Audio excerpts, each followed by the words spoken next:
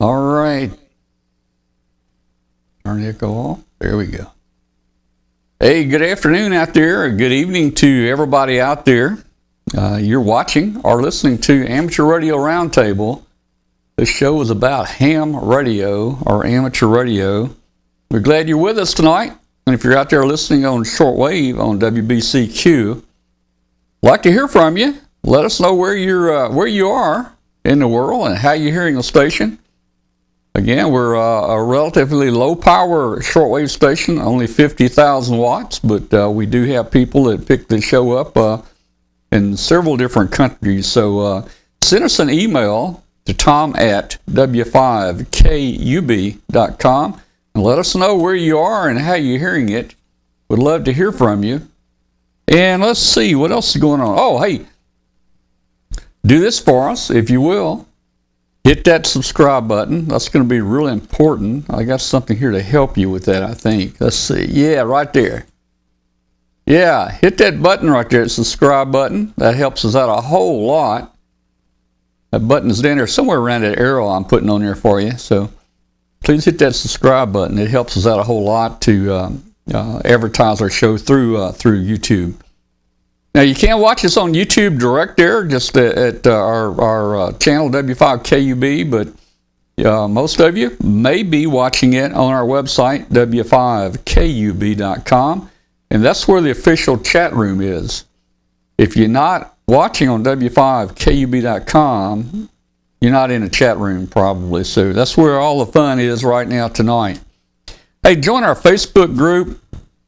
We got a great Facebook group that follows the show and also just talks about ham radio and all sorts of things like that. And that Facebook group actually has the name Amateur Radio Roundtable, but that's a lot to type in there. So if you'll just type in W5KUB in the search on Facebook, you'll find us, and we'll be glad to let you join the group. Over 13,000 hams in that group, and we have a good time in that group there.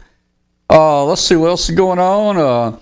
Hey, I think tonight's going to be an interesting night. I want to talk about some things I don't know a whole lot about, particularly some of the digital modes like JT65. And Glenn is the expert there. He's going to be able to jump in here and chime in and help lead me on when we talk about various digital aspects. But tonight we're going to be talking about I want to get my satellite station set back up, and I want to get my station set up where I can try some EME, Earth, or moon bounds. And with a very modest station, that's going to be tough, and we'll talk about how tough it's going to be, but it is possible. So we'll be talking a little about that tonight. Let's see, what did I have something else here? Let's see. That's probably it. Let's jump in here. Hey, Glenn, how you doing down in Mississippi, man? Oh, I'm doing real good. Today was actually nice and cool when I got up to go to work. You know, I'm in long sleeves now. Finally, I mean, we broke the 100-degree barriers, and now it was like 59 or something this morning. So I'm happy. Fall is coming. Winter will be here soon, and I'm like you. I'm waiting for my 9700 to show up so I can start looking into the moon bounds and the digital modes as well. Yeah. Put something on the other end of the satellite antennas. Give them something to do. Well, it has been cooler, and that's what I've been waiting on. People maybe that don't live down in the South don't realize how hot it is down here. When we get, 106 degrees and 89% humidity, it's pretty tough. You can't go out more than about 10 minutes. Yeah. But, hang on one second. In an oven. So I felt a cough coming on. Yeah, I'll cover for you. All right, so I've been waiting. I've got two rotors that are just not moving out there for my satellite system. My azimuth elevation and my azimuth and my elevation, two rotors. It just won't turn. So now that it's cool, I can go up there and I can take them down and bring them down here, hook them back up, and see what's wrong with them. See if I can't get them working. Hey, if I can't get them working, I'll just call Martin down there at MFJ, and I'll just buy me another rotor, I guess. You should be able to get those working. You've got the Yaesu rotators. Well, I've got the Yaesu, or is it the the Yaesu? elevation. The other one is I don't know, Alliance or Ham something, or it's the bell shaped. Okay. So you've got two separate ones. Yeah, then. two separate ones. Yeah. Okay, because I've got the single with the Yaesu 5400s. Yeah. Okay. It's Hey, the guys, two motors, but one's horizontal and one's vertical. Yep. Hey, well, pardon me tonight, guys. I'm still getting over. You get COVID, you get over COVID. Somehow something kind of hangs with you for a while, and I think something's hanging with you. So I don't know what it is, man, but hey, we're gonna live, and we're gonna start hamming again here. And I'm glad that cool weather's come here, Glenn, like you're talking about there. We can get out and fix some antennas. I couldn't even repair any antennas this summer. It was so hot. No, my cobweb got torn up by the ice and snow last winter, and need to get up and fix the broken wires. And again, it's just been too hot to even want to be outside.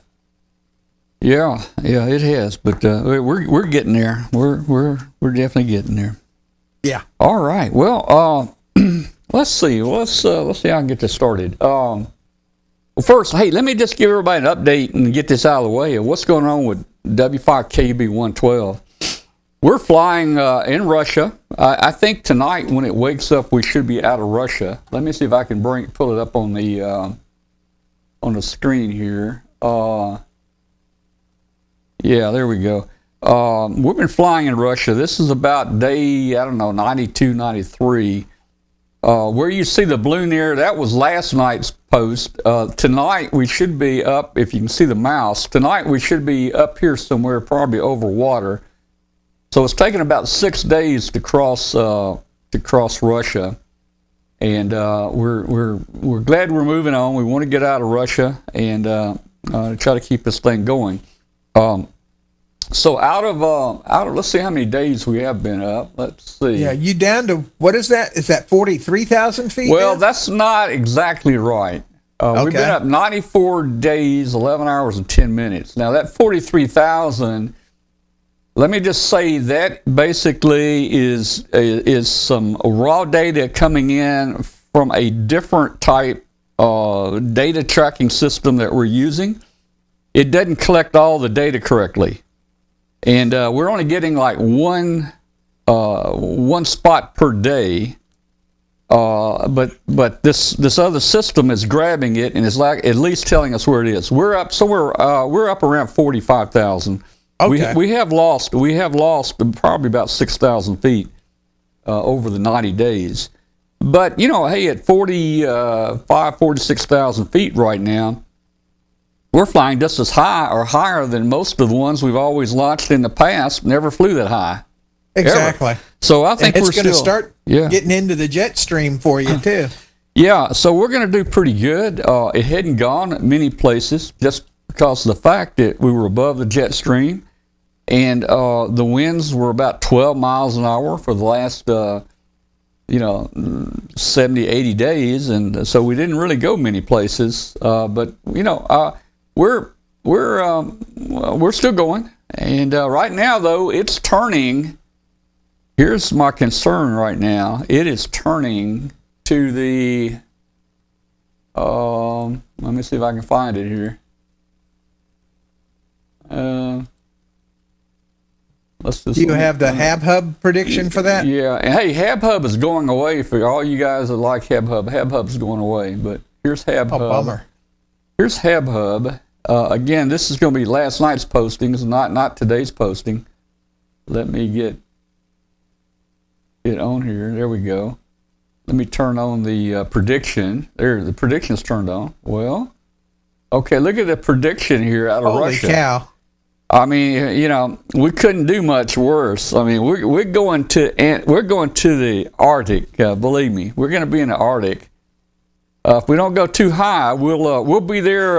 We'll have sunlight 24 hours a day at some point there, but it won't be. You know what they want to do is they want to go over the North Pole and throw their little flag down over it. Well, they may want to. I don't know. So that's where we are today, and I we keep a log every day of, altitude and voltage and all that stuff, but it's getting where we've been up so long now, over 90 days, that we're kind of just not doing that. Plus, we're not getting good tracks during the day. So we hope that things are going to clear up, the conditions clear up. We've had a lot of solar disturbances. I don't know what's going on. We're also in a part of the world that it's just bad communications. Well, you've also had a lot of solar events recently. Yeah. Now, one of the sun's things waking back up for us. One of the things I'm looking to do here, and next week I think we're going to have Martin Jew with us. He couldn't make it tonight, but Martin is he's a electronics guy, a professor. He's taught it. He's probably one of the sharpest guys around, And on the phone, I laid out a few things with Martin there, and said, Martin, we're always looking to try to improve our signal. And this little chip that we're running on our tracker, it runs 10 milliwatts. That's all, 10 milliwatts. That's less than your garage door opener runs, 10 milliwatts. But it can be heard 9,000 miles away. But the past month or two, we've only been picking up like 1 or 2 tracks per day, so it hadn't been doing great. So we're always looking to try to improve things. Now, everybody visualize this. Visualize this. We have our tracker. And we have our a little transmitter chip on here, the little 10 milliwatt transmitter chip. And the output of that goes to one leg of a 20-meter dipole. It goes straight up to the balloon, 17 feet. The other half of the dipole hooks to ground on here and hangs 17 feet below the tracker. But here's my dilemma. That transmitter chip is putting out a square wave.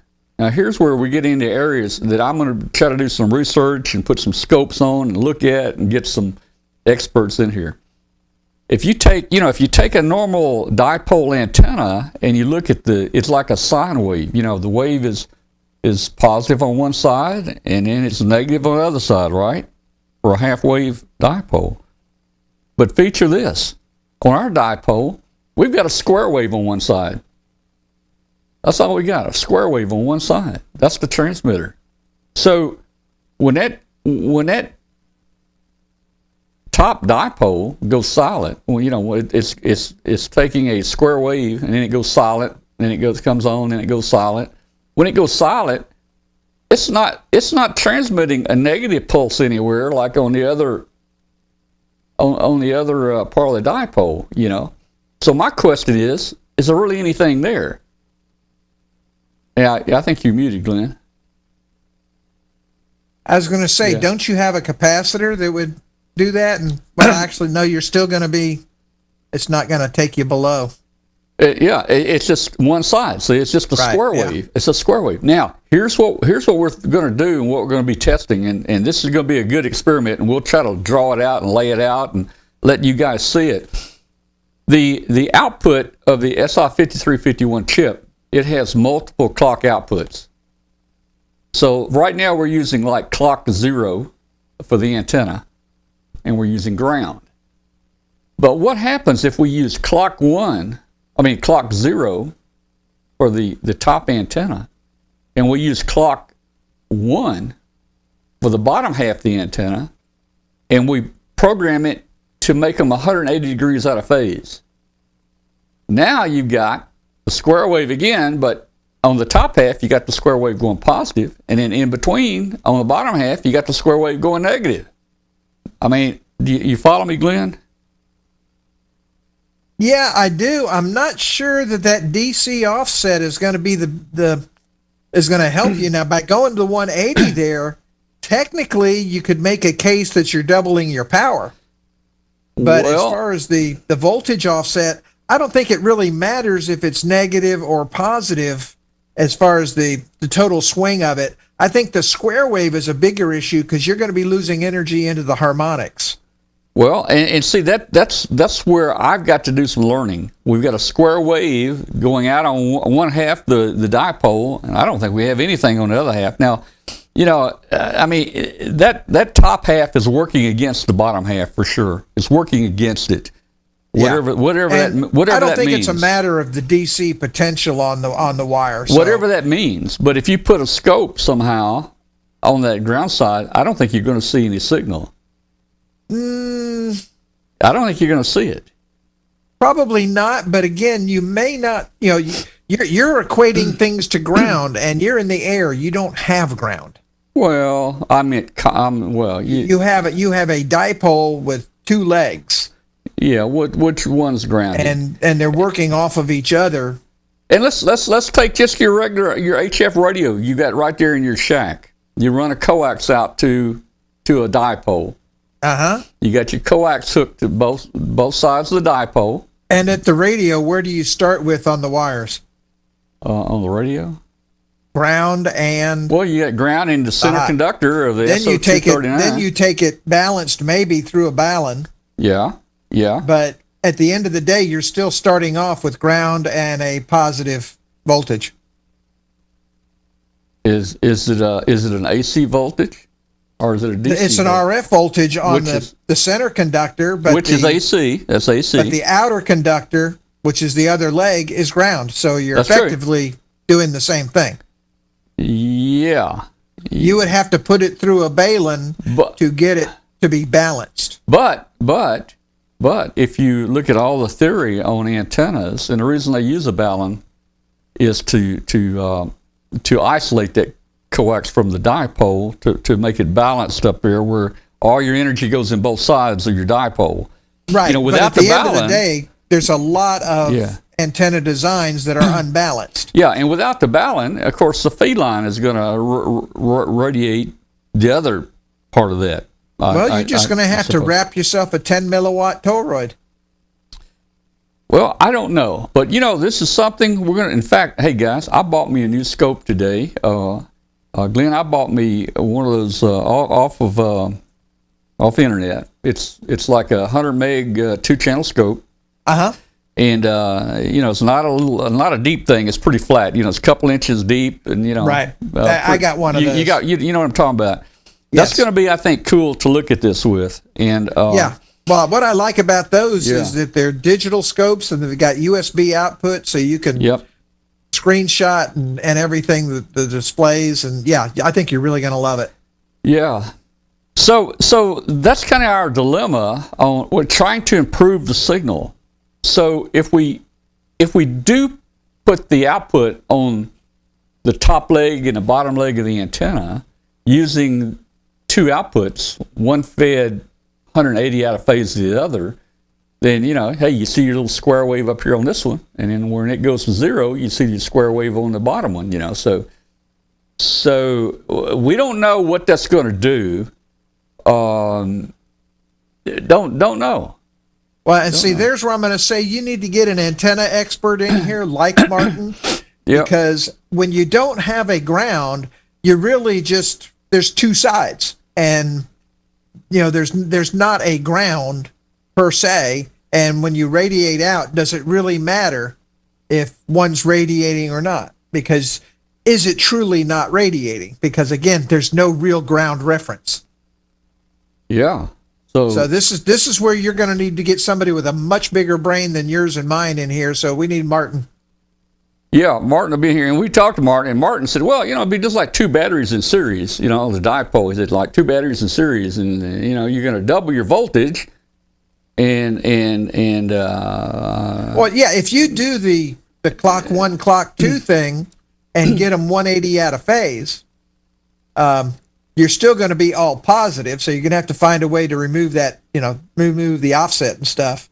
Yeah. But you're going to have double the square wave because it's going to be a complementary opposite.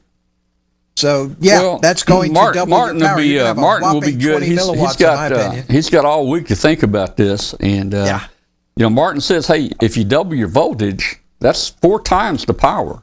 Yes. Now, and then he throws out a bunch of formulas. He's driving on the interstate from Atlanta, and he's throwing out all these formulas.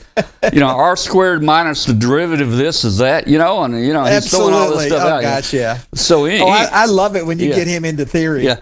So we're gonna probably maybe next week we'll get into that deep with Martin and see what he thinks. Yeah, and then that'll be fun.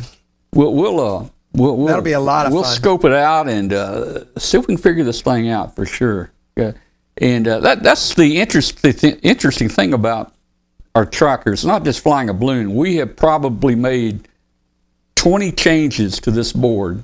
We've reduced parts off of it. We've taken parts off of it. We've redesigned it. We've redesigned the software.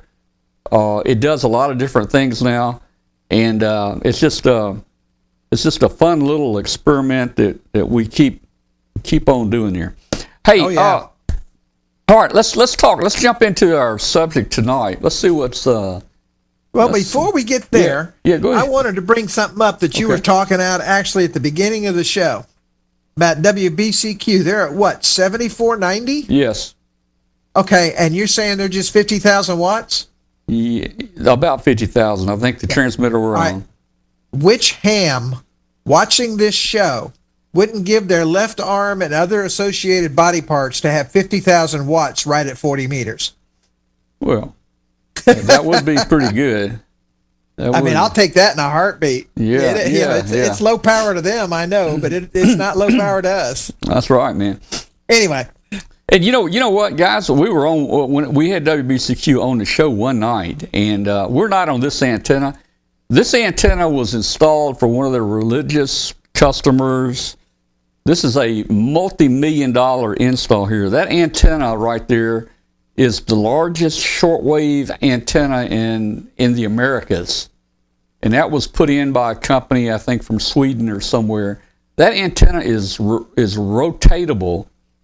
And they showed us, it's a little motor in the bottom about the size of, if you ever remember back in the olden days when you had your record player, you know, the little record player motor that's under there. This actual antenna there, which weighs thousands of tons, is actually rotated with a little motor that size. But you can see the feed line here going out to it. I guarantee you they got that thing geared down pretty good. Yeah, and you know, the night that Alan was on our show and we were talking about WBCQ, he was doing a simulcast for us, and we were on the new transmitter and that antenna, and we were running low power that night. We were running only 100,000 watts. Yeah. Low power. I think that antenna has something like 15 dB or something gain, but Nice. we were running low power, 100,000 watts that night, and we actually had viewers in Australia that were listening to the show and were in the chat room, and they could hear us down in Australia. Now, that was low power, 100,000 watts. The transmitter is designed it's designed to loaf along at 500,000 watts. Wow.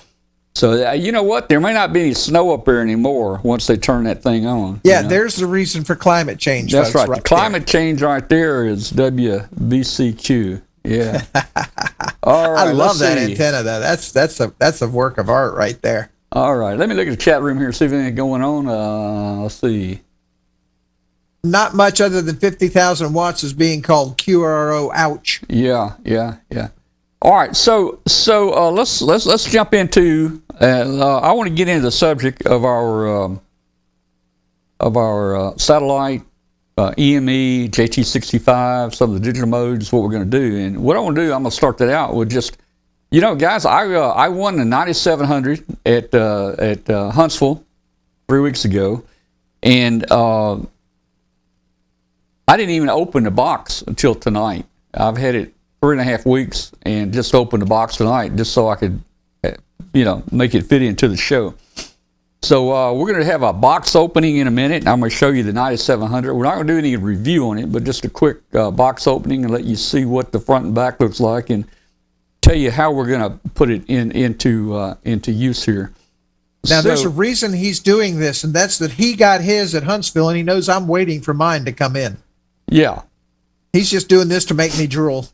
I'm doing it to make him drool. So here we go. Here we go. Got over it, and that's kind of slowed us down here. So after 3 weeks, I'm finally opening my IC 9700 here. Let's see what's in the box here. Such a small box. Wow. Okay, so we've got Pretty thick user manual here. I don't know, it's three manuals. I'm not sure what they are. Let's see what they are real quick.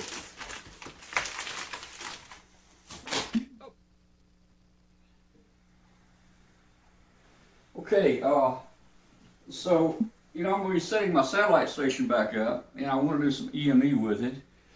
This is a TS2000, Kenwood TS2000, and this is what I used to use for my satellite.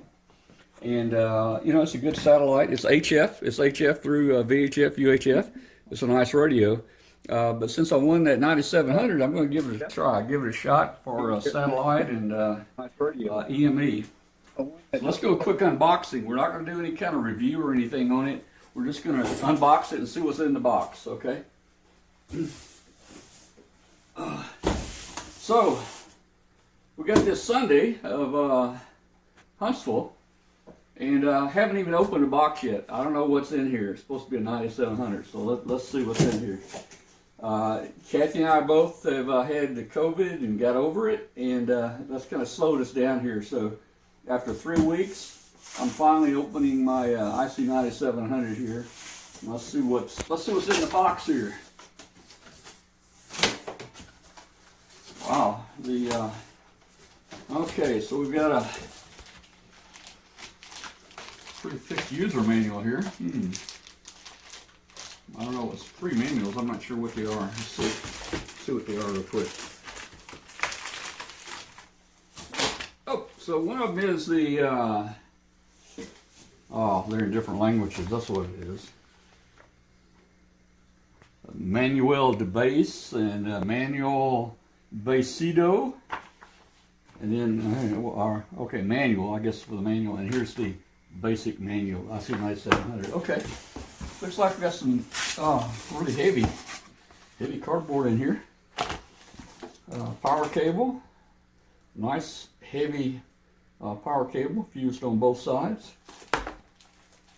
There's the ICOM microphone.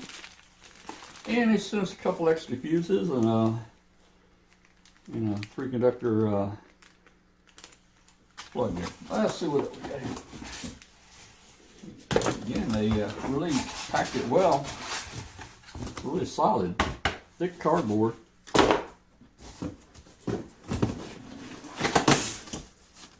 More cardboard. Wow. It may not be a radio in here. More cardboard. Look how thick that is. There's something down here in the bottom. Get it out. We'll move this box over here. Let's see what we can see here. This will be my first look at this thing.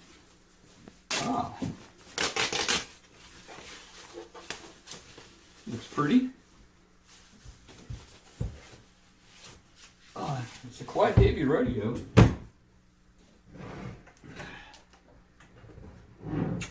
So there we go. Let's pull this off. Get it off. Okay.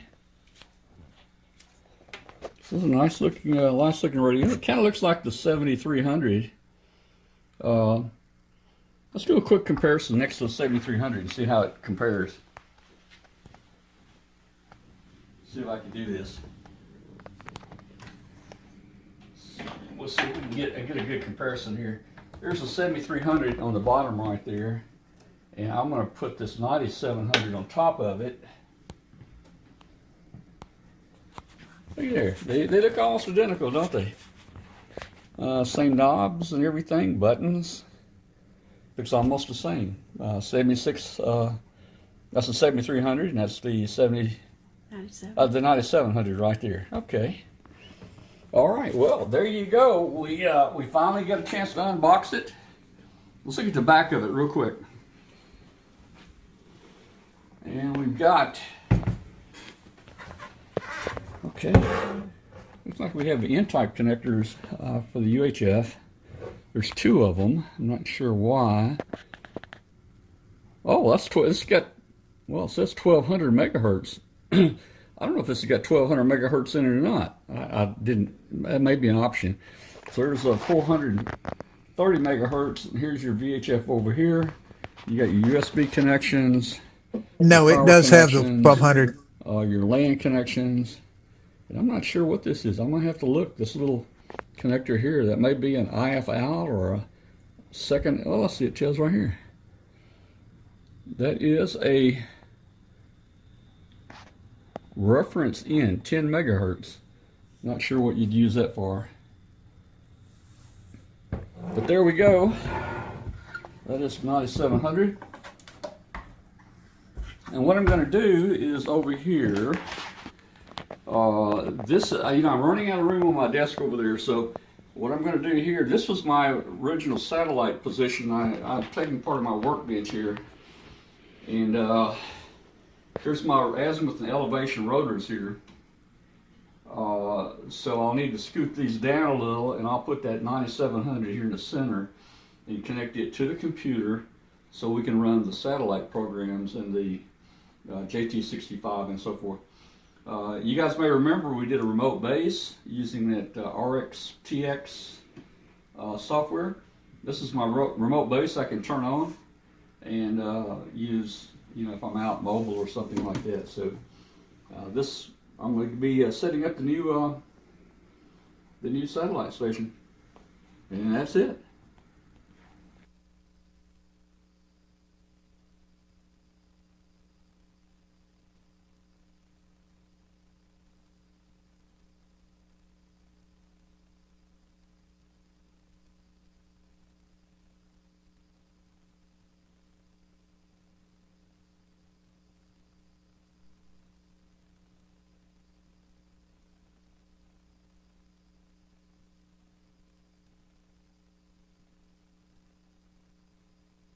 Yeah, Tom, you've got no audio. I do now. Yes, you do now. Oh, hey, it's got 1296 in it, I guess. So Yes, it does. Wow. And I don't know what the reference is for. I was like you. I thought that's an IF out, but that reference, maybe something for the waterfall. Yeah, I don't know. So I don't know. I have to 1296. look Let's see, man. that up. What's the quarter wave antenna for 1296? I can take me a coffee can, and I can put me a little vertical in there, or make me a waveguide for it. 1296 antenna must be probably about a It's going to be 1/6 of 2 meters. 1/6. Yeah. 1/6 what? Inch? Foot? 1/6 the length of a 2 meter antenna. So 1/6 of 19 inches. Well, Yeah, 440 is 70 centimeters. Yeah, okay. Divide that by 3. It's going to be 20. But we're talking, 20 1296. So hey, man, that's going to be a 26 small antenna, centimeters man. thereabouts. That's going to be a pretty small little antenna I'm going to put on that thing right It's there. just going to be a little itty bitty thing. Well, maybe, I don't know. I doubt you and I could work 1296 between us. No, we can't. We'd have to moon bounce it. Yeah. Well, that was an ICOM IC90-700, and Glenn's waiting on his. He's got one on order, and so once Glenn gets his all hooked up, he can help me with mine here. Now, so I showed you the TS2000, the Kenwood TS2000 is a all mode, all band HF, VHF, UHF radio, and that's what I used to use on satellite. Of course, the TS2000 is getting a little old. That radio is probably getting 15, 20 years old, I guess, by now. Yeah, I was the same way. Yeah, I had the yeah. Yaesu FT847. Yeah. So, I thought, well, let's just try the 9700 and see how it goes. And like I mentioned earlier, let me show you my antenna situation. I've got over my back porch, I've got a little flat roof, and that's where I have my azimuth elevation antennas. Now, when you look at these antennas, this is not the most recent picture. That's only a 5-element 2-meter antenna, and I've got a 13-element 2-meter Yagi on there now. So now there would be a fun comparison. I'll have to get pictures of mine, but I've got two 14-element quaggies, Yeah. wire quaggies up on mine. Yeah. So you can see here the picture. See, you can see the two rotors. One is the azimuth rotor. The one on top is the elevation rotor. Again, that 5-element 2-meter beam has been swapped out for a 13-element longer boom. And the UHF or 450 antenna over there, I think it's like 11 or 12 elements. So that's all I got to work with. Don't have a lot. You can see my flat roof. And the problem I've got, you see the trees around the house. So in the wintertime, all those leaves are off. I can actually see the moon through there in the wintertime. Satellite, I can talk through the leaves. Satellite, there is some attenuation. I do have an opening above me and a little bit above me and to the west and to the south. But I got a lot of trees around me, which they keep falling on the house, and I keep removing them. So at some point, we'll have less there. Again, you can see the two rotors up there on that little flat roof right there. And, it doesn't make much difference if those antennas there are 15 feet off the ground or 45 feet off the ground because, it's when you work in satellites and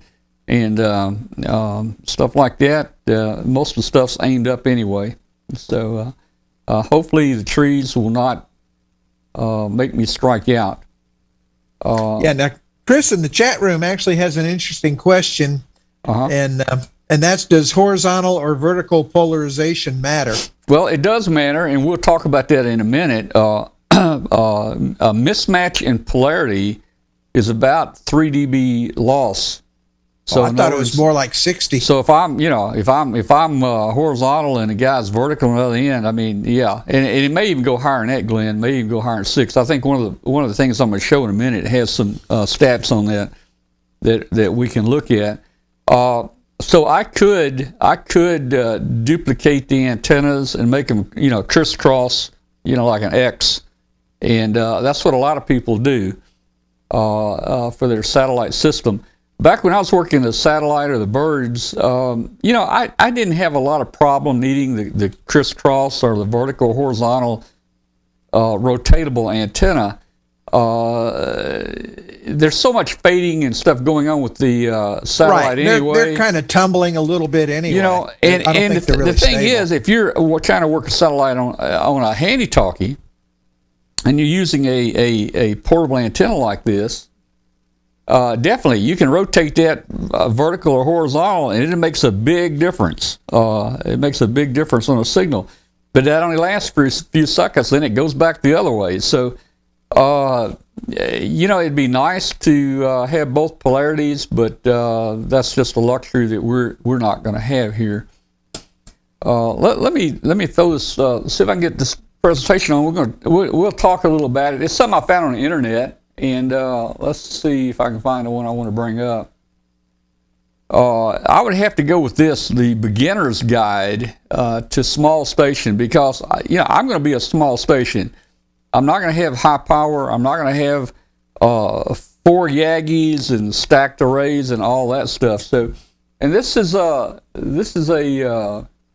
at least until we can get a hold of that WBCQ antenna. This presentation was on the internet, and I found it tonight. If you just do a search for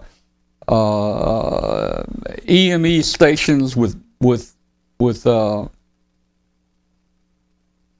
I don't know, small antennas or something, this will probably come up, and hopefully I can find a person's name here. There he is, Paul Brock, K4 MSG, did this. So, we're going to go through it real fast, just to hit some high points there.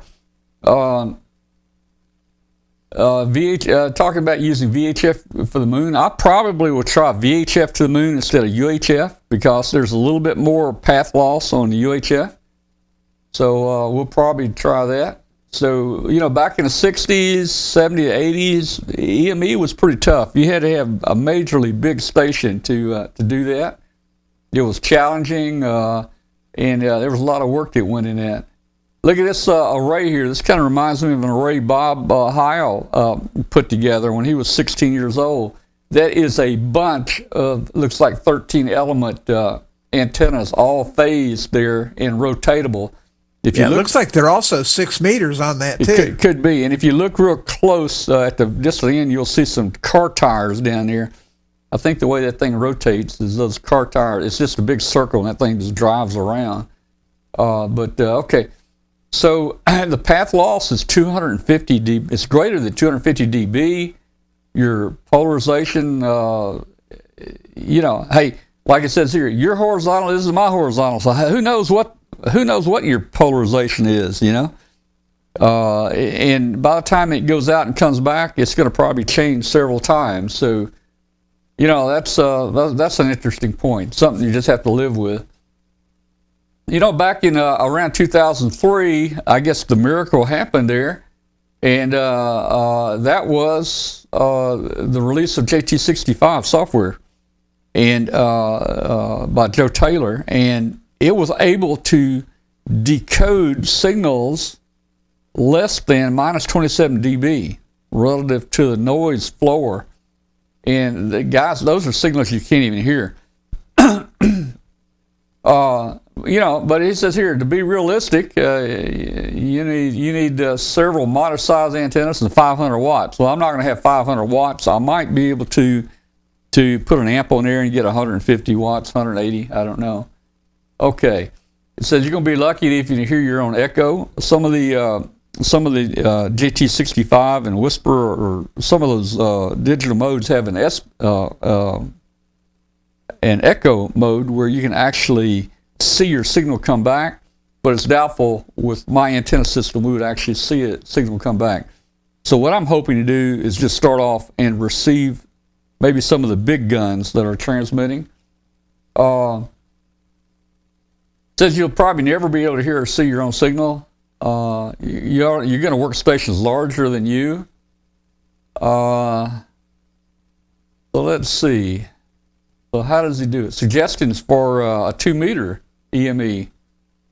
At least 100 watts. So they're saying with 100 watts it's possible, especially if you can put a little low noise amplifier up there. And if you got a 10 dB gain antenna,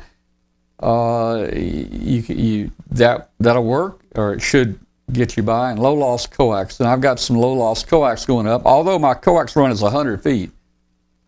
Quick and easy, using that JT65. They're just taking the signal out of the speaker and putting it in a mic, and back and forth like that. That's not the preferred way to do it. You'll hear it. A mic will pick up other noises there. Set up for 2-meter EME using PTT, and that would be using something like a rig blaster, or the new rigs have the built-in sound card built into them, and I don't think so you can connect directly there. That way you'll be immune from noise tripping the Vox, through the microphone. Let's see. Extra cables. This was a KM4 MSG station in 2013. You can see at the top there, he had a 100 watt amplifier for 430, and he had a 200 watt amp for 2 meters. I'm not sure what antennas he had. Let's see. Single Yagi setup right here with a TV rotor. That's interesting. You got a TV rotor there, and a manual elevation. So he sets the elevation manually. That's not a terribly large antenna that he's got there. That's a long boom 432 antenna. He's talking about using the solid state power amplifiers, put it out at the antenna. So I guess this is his station. In 13, he had a single Yagi with 170 watts. Then he went to 260 watts. Then he went to a dual Yagi with 260 watts.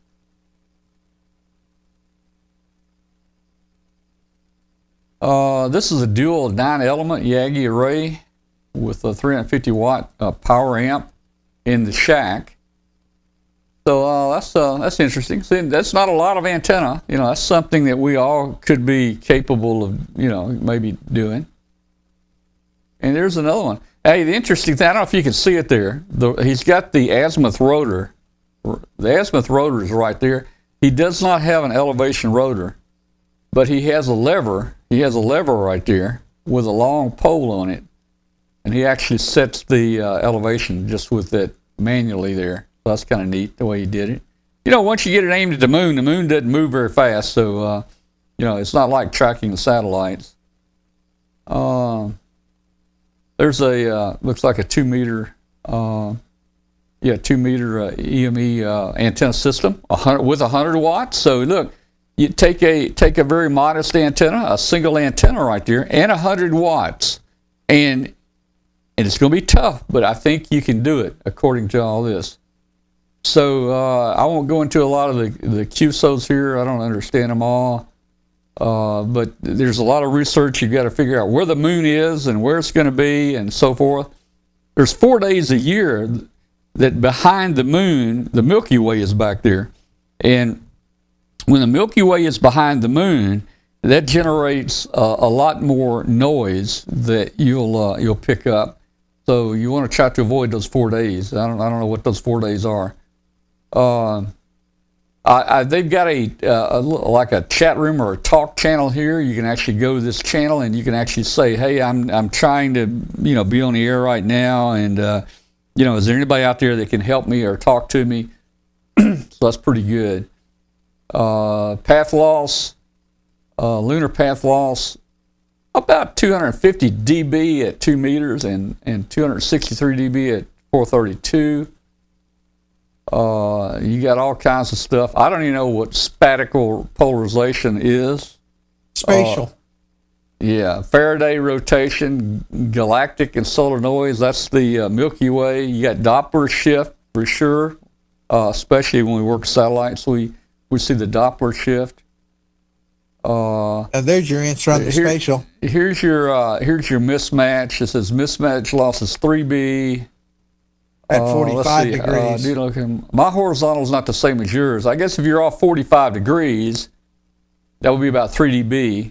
Right, but at 90 degrees, it's greater than 20. Yeah. So at 60, it's 6. And at 90, it's saying greater than 20. Yeah, so yeah. Well, that's something I don't know that we'll ever figure out. And one of the ways to get around that is to use the dual polarity antennas or circular antennas, which is costly to put together and so forth. And I won't be doing that. No, that was one reason I went with the Quaggies, was to try to help that pattern. Yeah. Here's the galactic noise, the moon in front of the Milky Way, 3 to 4 days.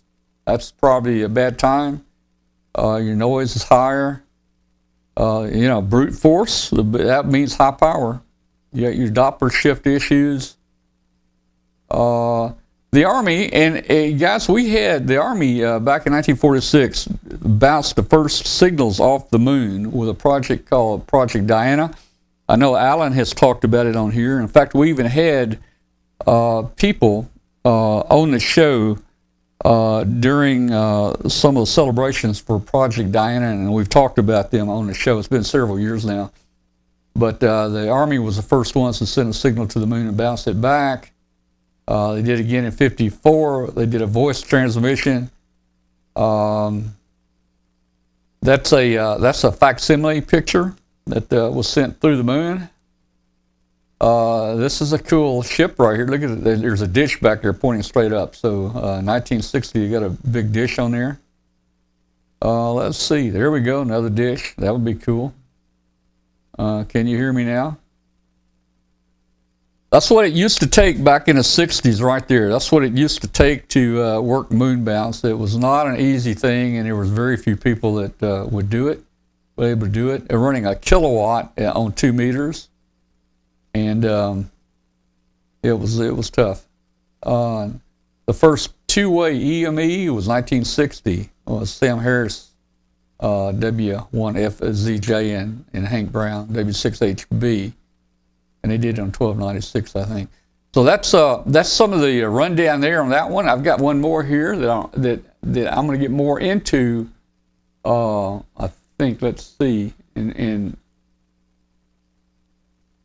all right. This is from SM4 GGC STIG, and we're going to just look basically at some antenna systems that they're using out there. So you can see this antenna looks like quad antennas, all phased together. So we won't be having that. Modes for digital, of course, is the new Joe Taylor stuff. I don't know about the WSJTX weak signal. Is that any better than JT65? I mean, I don't know the difference. I know JT65 was actually built for EME. So we're going to look at a couple. I'm not really up to speed on the Dash X, other than it adds the FT4 and the FT8 capabilities. Uh-huh. And the JT65 is going to outperform those simply because the JT65 is like a 48-second transmission, and FT4 and 8 are much shorter. So you've got, not as much capability of decoding the digital data. Well, there's a couple of samples for just your quick contacts on JT65. It's pretty basic. JT65B, I don't know the difference between A, B, and whatever, but that bandwidth is only 355 cycles. And Glenn, here's where you're the expert in all this stuff, and I'm going to be calling on you for help here. Shorthand messages, let's see. I don't know what QRA64 is. Is that a different digital mode? That I've got no idea. I'd have to look that up. That's only 111 hertz. Yeah, I would say that's a different mode. And there's your WSJT10. I've not heard of that one, but we'll have to look at that. But it actually gives you the position up here where the moon is, the azimuth, the elevation. So it's probably made for moon bounce. Well, that may just be add-on. That may be software level. It could be. Yeah, because it started out as WSJT and now 10 and now X. Yeah. So I'm thinking that may just be the software level. Maybe. Here's their echo. I would hope that we could have done an echo and hear ourselves, but I don't think that's going to be possible from what I'm reading. I don't know what MSHV is. That's another digital protocol. We may need to check into these, Glenn, and see what they are. They may be. Yeah, because I don't believe they really use JT65 and those modes anymore. They use, that's for meteor scatter. The MSK modes, I believe, is what they use for It says here scatter. Only JT65 for EME so far. So yeah, that would make sense. Yeah, I think that's where we got to go. Let's see. EME setup, he tells you kind of how to set it up. There he is. He's using a TS2000 right there for his transceiver. And let's see. Here's some antenna switching with sequencers and everything. I don't know about all that. We're not going to be using that kind of stuff. There's his programs he runs. Okay, this is interesting right here. This is what caught my eye when I looked at this presentation. We're going to have one Yagi here on our end. So with one Yagi, it's possible to have a QSO with someone on the other end that has a 4 Yagi station. So I'm not going to have a QSO with somebody with a 1 Yagi system. Probably not going to have a 2 Yagi system. So 1 Yagi, I got to talk to somebody with 4 Yagis. If I have 2 Yagis, that are together, it's possible to QSO with other 2 Yagi stations. It says I think they just throw that out there to make you spend more money on antennas. Well, maybe so. So a good solution would be the 4 Yagis. Big advantage to use X Yagi. I don't know what that is. It's optimal to use adaptive polarization in receive. That's where you have the vertical and the horizontal elements in your antenna. Here's some antennas. So they look like they're pretty close to the ground. Again, they don't have to be high to work the moon. Here's another shot. This looks like some quads right here that OK1 has. This is pretty simple. Well, actually, he's got two Yagis for 2 meters, and he's got one Yagi there in the center for the 432. But he's got 1, 2, 3, 4, 5. That's a 7 element. As I mentioned, I think mine are 13 element antennas. It has just a little bit more gain. Let's see. Again, another person's way of mounting them. That's a super long antenna there in Greenland. Yeah. Now, WD8IOL in the chat room is saying that X Yagi means rotating 1 2-meter Yagi 90 degrees from the other one. Okay. Yeah. Okay. And that's possible. That's going to solve your polarization stuff. That's what I mentioned earlier. When you get your little hand beam and you're out working a satellite, you can rotate it with your hand. And that would definitely help if you could rotate it there. Let's see what else we got here. Resultant possibilities. This person, I guess since 2012, has made over 1,600 QSOs with 678 different people. So what are we waiting on? Well, we're not going to have any antenna system like that, that's for sure. And again, this was a presentation that SM4GGC put out on the internet, and we hope you don't mind us sharing that. So that's kind of, Glenn, what we're kind of going to be up against, man. You know. Oh yeah, no, it's not going to be an easy thing to do. Yeah, I'm thinking that I'd like to just set up and, maybe the first 6 months, just try to receive somebody.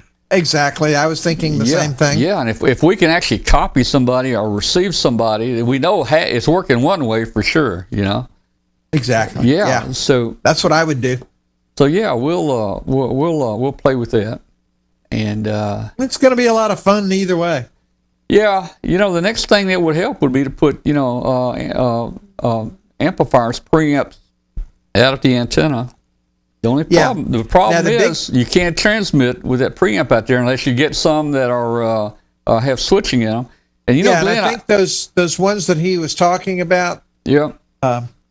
They do have the built-in switch. I've got a Mirage here, a 160 watt 2-meter amp with the received preamp in it. It's auto switching. Well, that's great. That's good, and that might be the best thing. But finding one for 440 is a little tougher, or 432.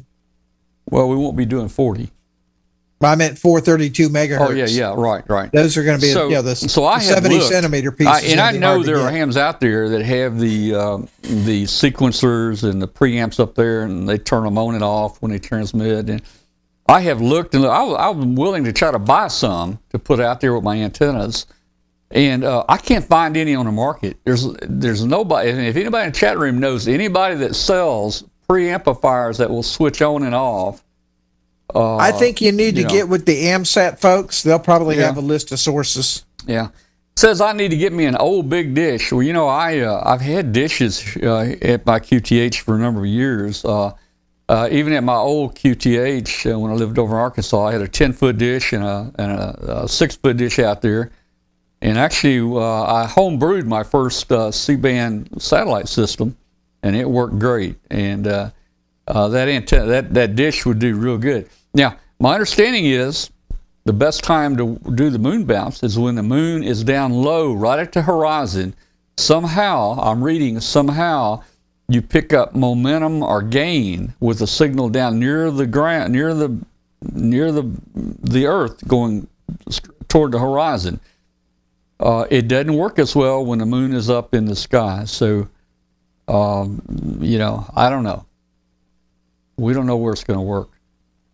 Let's see. Rebuild your C-band dish. Yeah, I'd like to do that.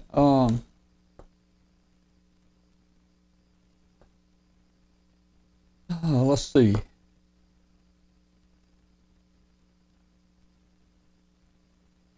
Okay. Well, so Glenn, once I get my rotors down and tear them apart. And that's always messy, man. When I pull that, when I pull gosh, that, yeah. when I I'm pull that dreading- azimuth and that rotor apart, and 127 ball bearings come out of it, Yes. and then I'll get grease on them. Oh man, you know. Now, if you do need ball bearings for that Ham M style rotor, I do have brand new ones. Well, I think they're all in there. I mean, it may be missing one. I don't know. Yeah, but I mean, when you pull it out, you're invariably going to Yeah. lose some. Yeah, I'll build me a little they may dam be around. scored. So I'll build me a dam around. So, well, the nice thing about it, they're going to be so greasy when they come out of there, they're not going to roll very far. Yeah, but if they're Yeah. scored or something, that you're going to want new ones. Well, my rotor, that rotor you saw is probably a minimum of 50 years old. I mean, that thing has done great, man. And you know, and mine stick every now and then, and I just make it a point to turn them every so often. Yeah, I could rock mine a little bit and get it going, but it won't rock and get going now. I think I greased it up one time, and I didn't use lithium grease on it. Right. I think I put some regular grease on it there, and it probably has just turned to locked glue. up, man. Yeah, probably has. Yeah. And Mark in the chat room is saying you've dried out the caps in the rotor Well, controller. I've replaced the cap. That was the easy part. I replaced that run cap or whatever, in the controller. That did not fix it. And now my bet is it's just been out there for so long in the same position that it's kind of corroded a little bit and frozen on you. Once you break it loose and re-lube it, you should be okay. Yeah, so we'll be trying to do that. That's the next thing that we have to do before we get any of this going here. So anyway, hey guys, that's our thoughts about JT65 and IC 9700 and EME and all that. And hey, if any of you guys are doing EME in the chat room, we'd love to hear from you. And even with close coordination with somebody on the other end, and you're chatting with them. Okay, I'm on now. Yeah, there's no guarantee you're going to make a contact, So, all right. I tell you what, let's do. We can open the chat. We can open the. We can open up Zoom here in just a minute. Let's do this. We'll be right back, and we'll invite everybody to join us here. LDG Electronics provides from QRP to QRO, fixed stations, portable and remote. An LDG tuner will match your radio to your antenna using our lightning-fast proprietary tuning algorithms. LDG is a family-owned and operated company dedicated to bringing innovative, quality products to the amateur market. All LDG products carry a full 2-year warranty that is fully transferable. Support is only a phone call or email away. We're always here to help you. Visit us on the web at ldgelectronics.com. Keep your competitive contesting edge with ICOM. ICOM's high-powered base stations cut through the pileups, letting you work the bands and record those contacts. Contest from the comfort of your home or remotely with the RS BA1 app. The IC7851 gives you a new window into the RF world and is HF excellence unparalleled. With faster processors, higher input gain, higher display resolution, and a cleaner signal. It is truly the pinnacle of HF perfection. It has dual receivers, digital IF filters, high resolution spectrum waterfall. The IC7610 is a direct sampling software-defined radio that has changed the world's definition of an SDR transceiver. Features include RF direct sampling, 110 dB RMDR, independent dual receivers. Create your own band opening with the IC 9700. This transceiver brings direct sampling to the UHF VHF weak signal world. This all-mode transceiver is loaded with innovative features that are sure to keep you very busy. It has fast processors, higher input gain, higher display resolution, and a cleaner signal. Included are real-time high-speed spectrum scope and waterfall display, smooth satellite operation with 99 satellite channels, dual watch operation, and full duplex operation in satellite mode. The IC7300 is the high-performance innovative HF transceiver with a compact design, and it will far exceed your expectations. This innovative HF transceiver digitizes RF before various receiver stages, reducing inherent noise in different IF stages.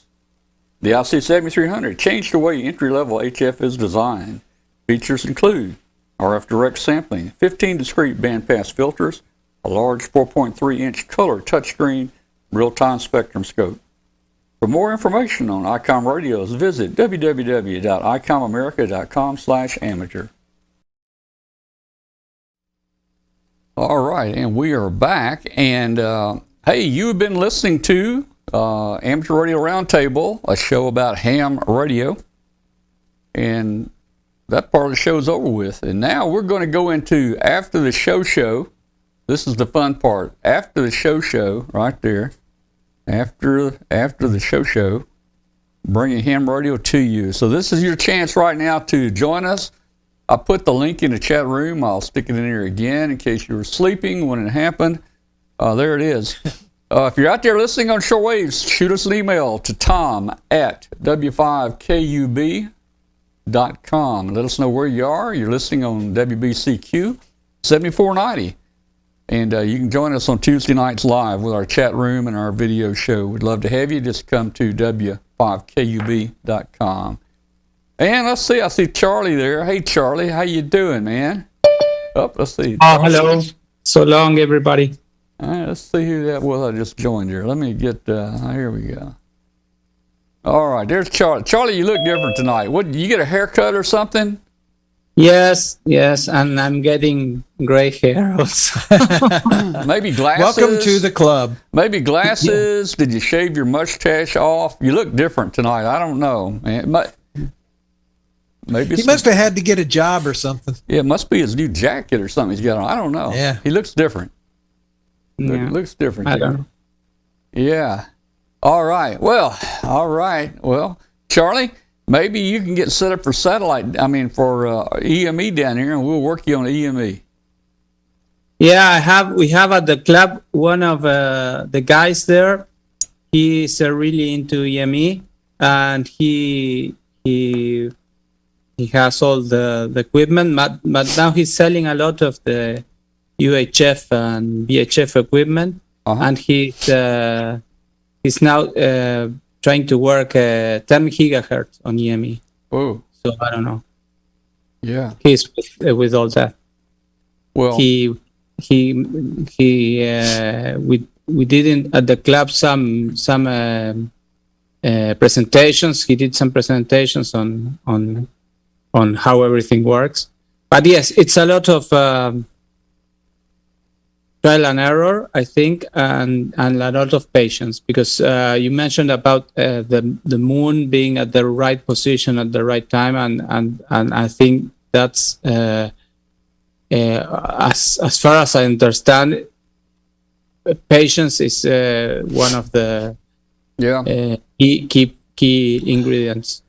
I think if you have a big station, you're more likely to make many more contacts much easier. Yes. He told us that there is a guy, I think, in Sweden or somewhere in Europe, that he has a huge station, and he's like the first contact of everyone.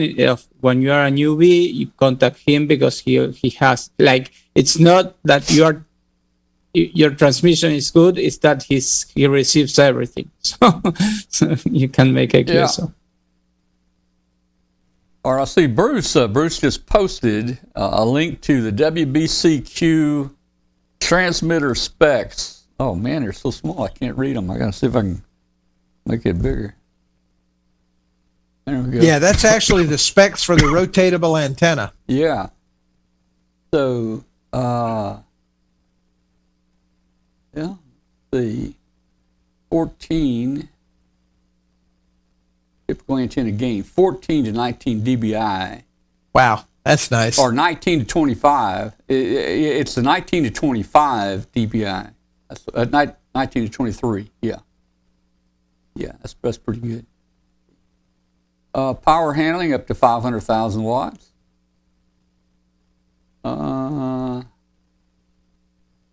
It's fully grounded. It's all metal, it's fully grounded there, for sure. Wins survival winds 240 kilometers an hour. That's a lot. Yeah. Yeah. Well, I saw them as they were building it, and that's quite an array there. Quite an array. All right. Well, who else we got in here? We got Bill in here. I see Bill sitting back. I hadn't heard his smoke detector beep yet. He's probably muted. Yeah, maybe. Yeah, I am muted. Beep. There you go. No, not yet. I heard There it. it I is. heard it. I just heard it, man. Just heard it. You know, everybody says to me, "Are you going to replace the batteries in it?" Well, there's no way to replace the battery. Okay, this is supposedly an electric connection. Okay, and the house is in probate, and probably by November 1st, I may be finding new places to live, and I am not replacing it. Okay, Well, let the new owner take care of it. Not my problem. yeah. But it will go. I have another system here in the house that should something happen, it will wake me up. Well, You got so used to the chirping that you're just going to sleep through that. Well, no, the chirping is only downstairs. Ah, Okay, it isn't in the. It is not in the basement, and it is not outside my bedroom door. I will tell you what, that would absolutely drive me nuts, and I would go buy one and wire it in just to make it shut up. Well, the problem is, Glenn. Okay, I originally when they redid the electrical system in the house back in what was it? 1853. No, 2008. They had they put in this system and it had batteries. Okay, which was fine. Okay, well, when the house went into probate, I lost my original insurance company. Yeah. And they gave this alternate type thing. And the guy come in and he says, "Well," he says, "when was the last time?" He says that thing went off. And I took the broom handle and I poked it up at the little button and the thing went off. I says, "Well," I says, "as you can see," I says, it's electrically sound." He goes, "Well," he says, "you only have a fire detector." He says, "You are to have a fire detector and a CO2 monitor." And I'm there, oh, okay. Well, these bloody things here cost $40 a piece. Okay, Yep. So I mean, I had to go out and buy 4. All right,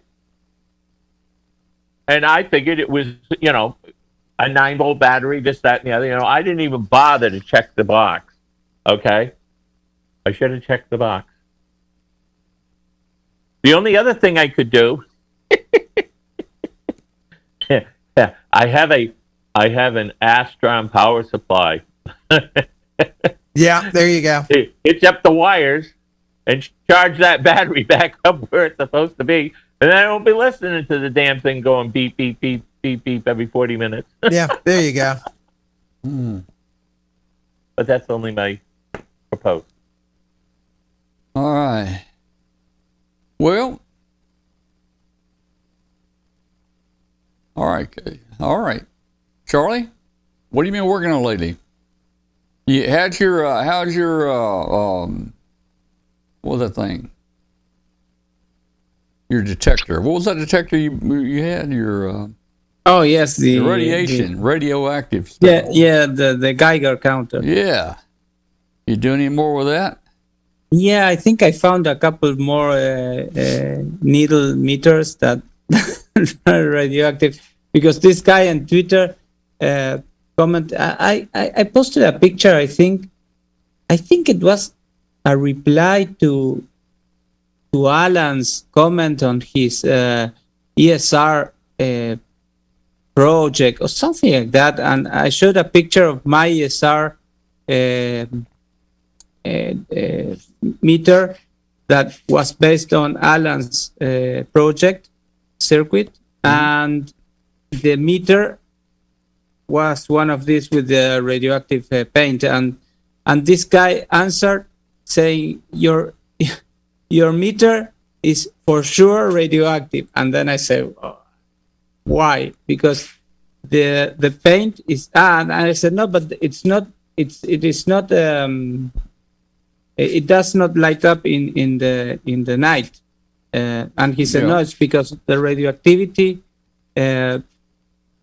consumes the phosphorus. I don't know what happens chemically there, and it turns into a brownish color. So now I recognize the ones that are radioactive by looking at the brownish color it has. No, I don't know, but that's nothing else about the detector. I have it there in a cupboard, in a drawer. Well, I've got me at Christmas. I bought me a metal detector, but I haven't gone out any. And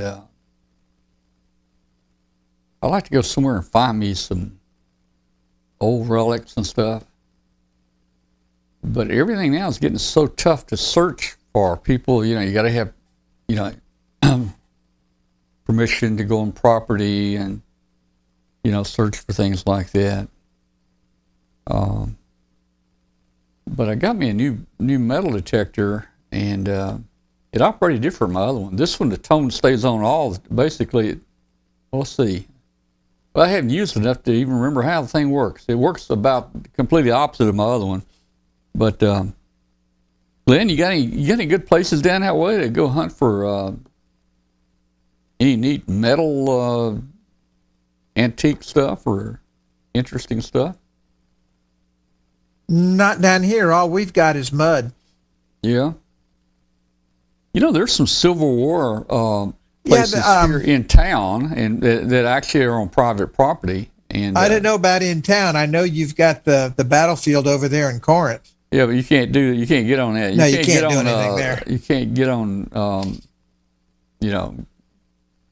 what is it, government property or whatever. Yeah. But here in town, there was several battles and campgrounds at people's homes, and if you know them, usually they let you search your yard, for things like that.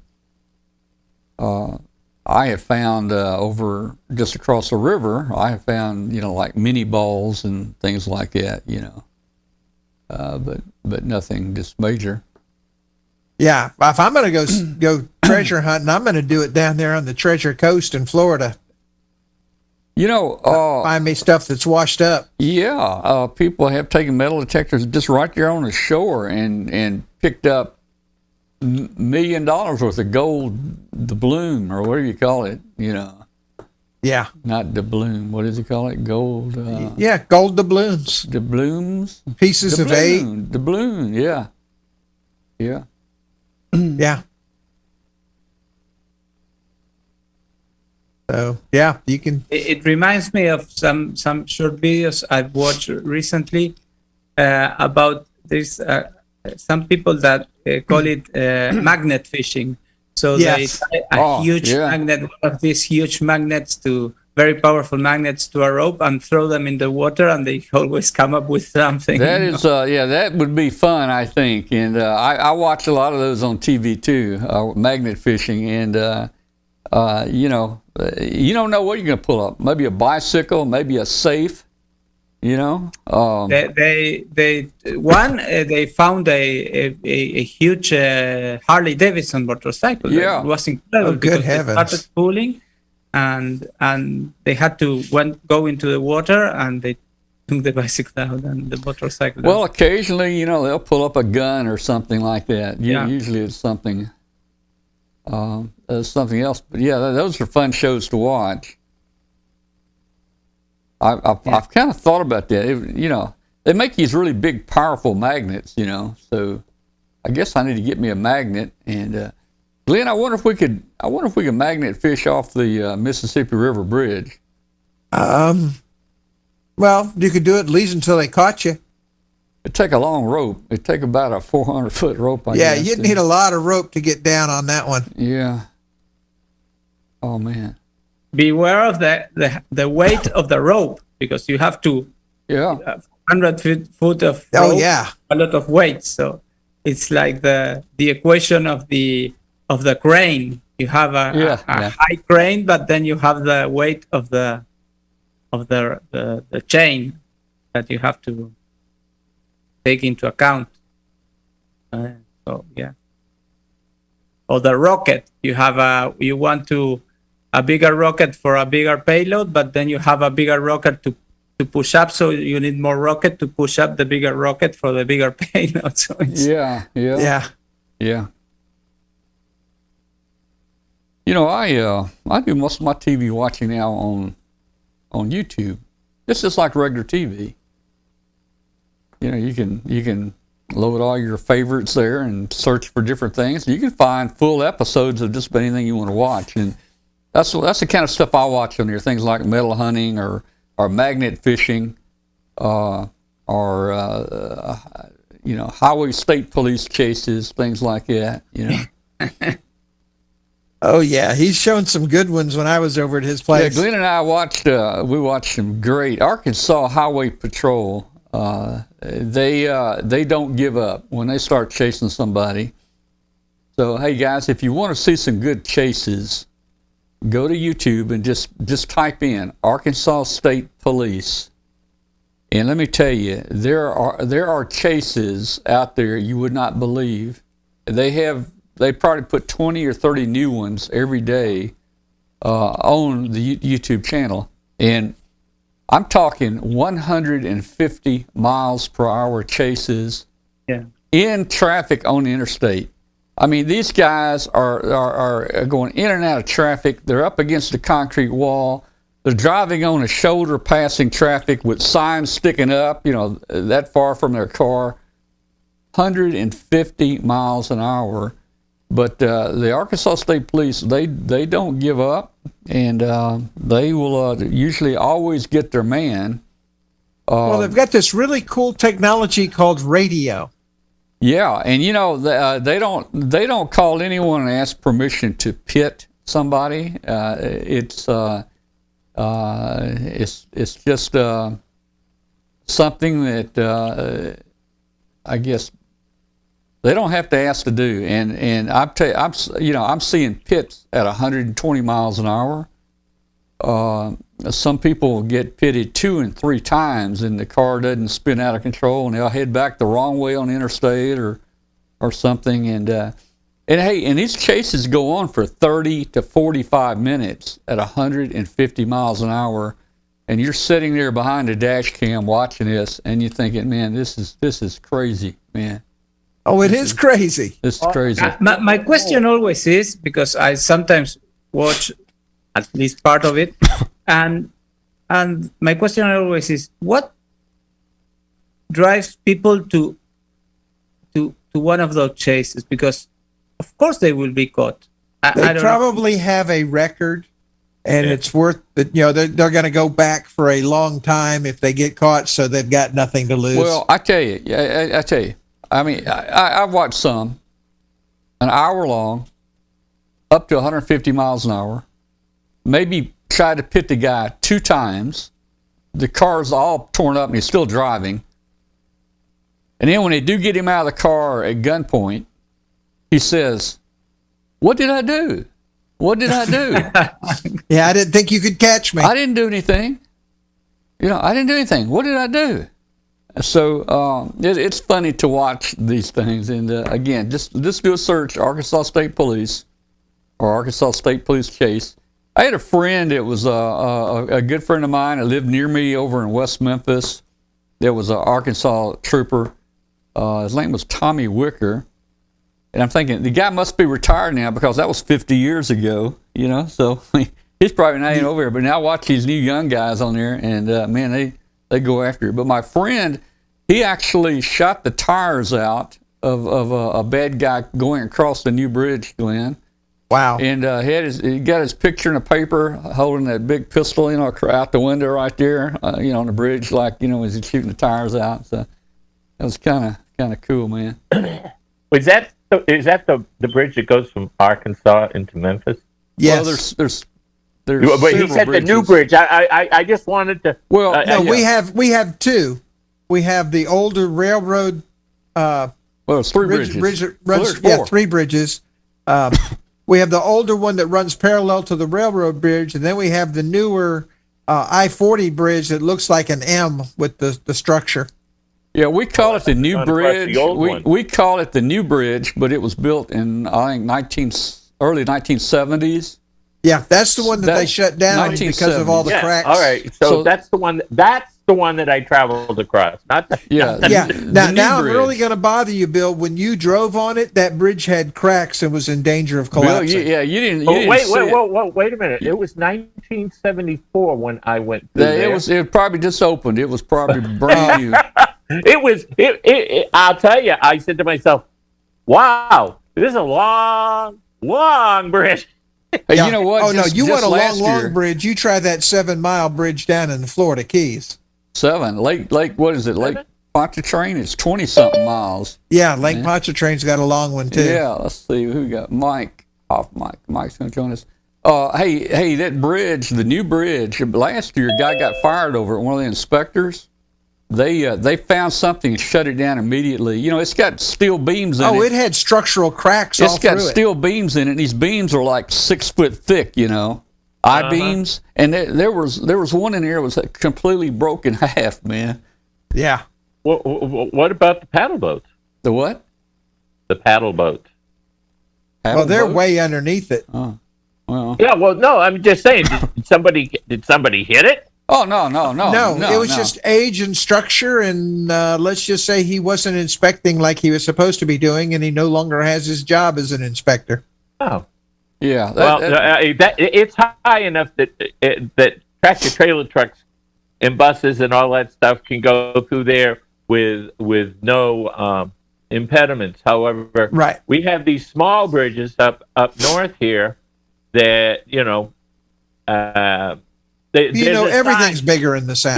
But I'm saying there's a sign that said that the height is such and such, you know, and the guy still took his tractor trailer truck, drove across the bridge, hit the top of the bridge, hit the top of the bridge, hit the top of the bridge, and then the next thing you know, they closed the bridge. Yeah. Yeah. Yeah, they had this bridge closed for what, Tom? About 6 months? Really? Yeah. So How that's did you get to Arkansas? Well, there's another bridge. Just the a other mile bridge? down. There's another bridge. There was another bridge that was built in 1948. Oh. That's actually the one I tend to Yeah, use. yeah. And then the bridge next to that was built in 1894, I think, and it was that's it was, the railroad it was bridge where the railroad, actual but it was railroad tracks are. but they added wooden sides to it, a wooden floor on both sides of that, and cars used to drive before they built the 1948 bridge. Cars would drive Wow. across that wooden plank floor there. You know, one side went one way and one side went the other way. You can still see it, Glenn, when you cross the bridge. Oh, yeah. Oh, Yeah. well, you had to decide whether you were going to run into a train or you were going to get over before the train. Well, no, it was on the side. It was kind of like, you know, you had the train bridge, and then they stuck little arms out both sides. Oh, okay. And, All right. and, I put a little think rail out there, and then put wooden plank floors in it, you know. And so, northbound went one side, and southbound went the other side. What's I going gotta on get up there? Ooper, come on in here. Ooper. Come on in Yeah. here. Hey, Mike. Where is he? Unmute yourself. Say hello, sir. Hey, okay, I think I'm unmuted. There you are. Hey, it's not snowing. Well, I was going to ask, how's the weather? Is it good up there? Did The I hear operative something? word there is yet. Did I hear something about the police chases, huh? About the who? Yeah. 'Cause that's what I used to chase them on. Oh, yeah. You used to chase on that? Yeah. Well, let me see. What is that? Yeah, okay. That's there you go. motorcycle, There man. you go. Well, look, let me tell you. The chases I've been watching, They're crazy. 130 to 150. I did see one. I've been involved. Hey, I've been. I saw one the other day 180 miles an hour, but it was a motorcycle. It was a motorcycle. Yeah. 180. Well, I got involved in chases. I've chased vehicles, but never in those conditions and that amount of speed. That's those are crazy. I've seen them. Yeah. I'll tell you, it gets your adrenaline up. I've been on a motorcycle chasing. I've been in the car chasing vehicles, and it's your adrenaline. Matter of fact, when I trained on the motorcycle, Yeah. I went through the course. They have you run the course without the lights and siren on. The instructor does, and then they have you go back and rerun the course with the lights and siren going. Yeah. It changes your whole. Oh yeah. On that way, you get more hyped on it that way. So Well, I tell you though, Mark, and maybe you can tell us how this happens. But I watch these chases, and they're tough to watch. 150 miles an hour. I'm talking about some bad guys out there, and they get them out at gunpoint. They don't want to get out, or they have trouble. They get them out, and the cops are just as nice as you couldn't believe. Yes sir, no sir, are you okay? We're going to get you an ambulance. Are you okay? It's because most of these guys are so hyped up on stuff. Yeah. They actually don't know what they're doing. Yeah. Oh, man. Yeah. Anyway, so it's and it's not all just alcohol. They got themselves so high with burnouts that they don't even realize what they're doing. Yeah, my problem is I have to drive across town 3 days a week, and I get mixed up with a lot of those folks. It's just the regular drivers are flying through at 100 miles an hour. Oh, I am not kidding. I mean, they'll pass me on the left and then cut across and 3 lanes over, and then you see them about a couple hundred yards ahead, and they do the same thing the opposite direction. And I'm like, it's only a matter of time. Yeah. Well, Glenn, I have to tell you, down in Virginia on, the Shirley Highway, 395 that goes out of D.C., okay? People go, 50, 60 miles an hour up that road, all right? There is a sign that says, exit such and such, 1 mile, all right? And then a half mile, all right?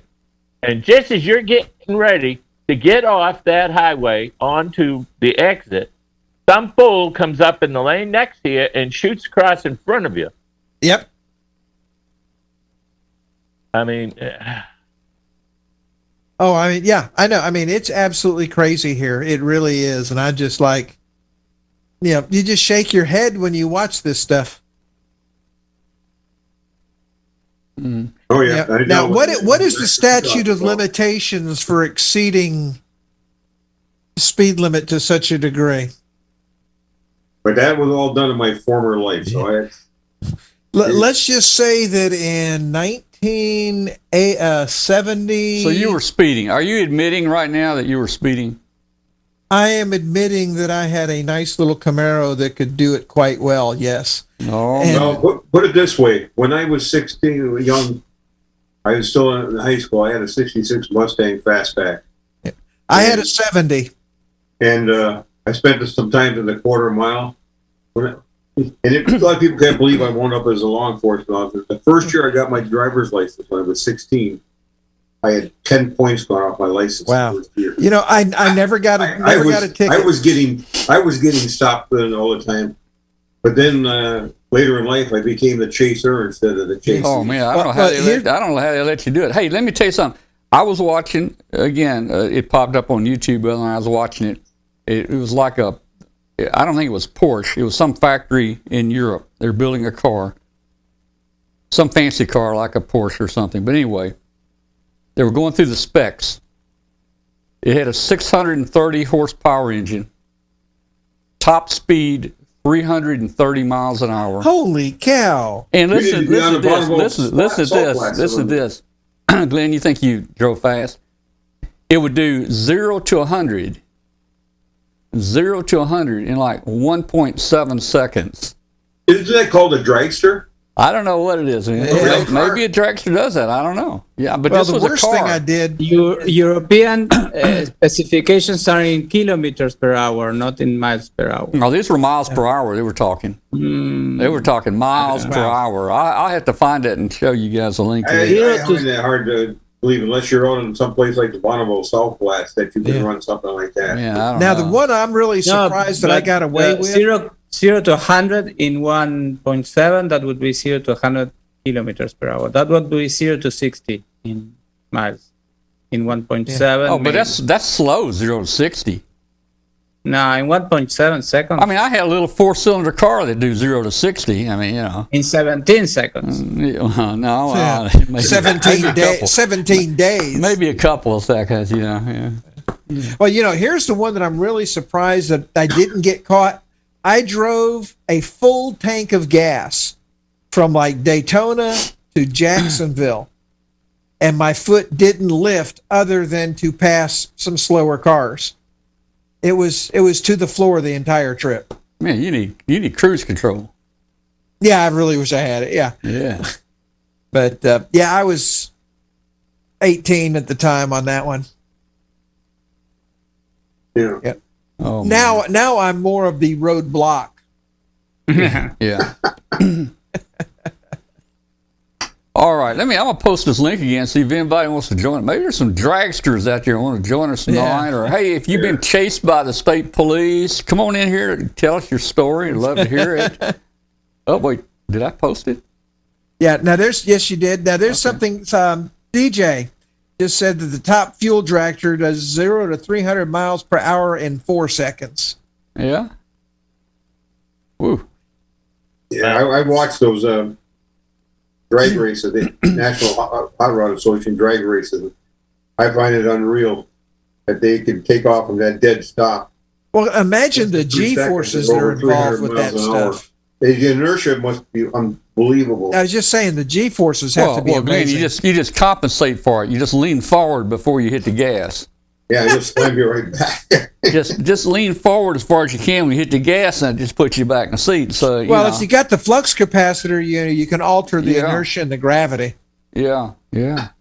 I was watching a video, I think from Smarter Every Day, I think in YouTube, that he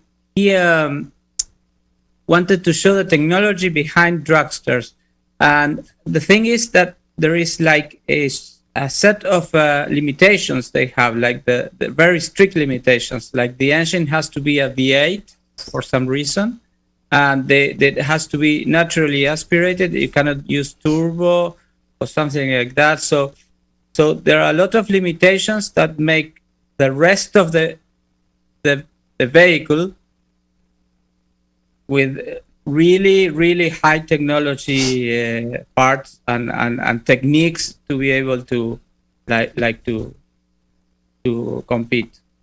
So it was a really interesting video, because if you see like drag strip racing, if you are not into it, you see it as you put thousands of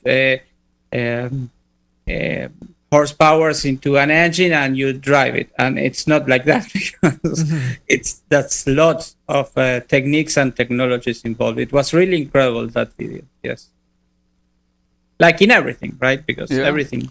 So the they chat have to room. Hey, here we go. The chat room. Chris is saying, Glenn, that the world record holder from out in the Salt Flats lives right down from you there in Holly Springs. Yeah, that's pretty cool.